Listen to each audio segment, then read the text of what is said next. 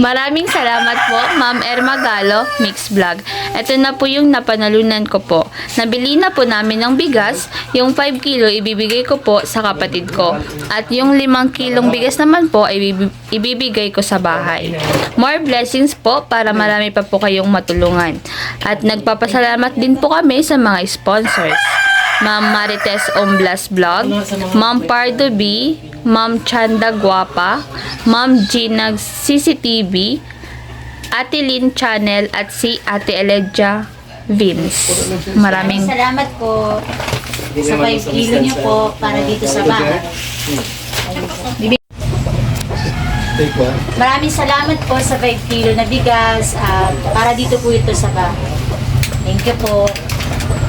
Saka ibibigay po natin yung 5 kilo po sa kapatid namin.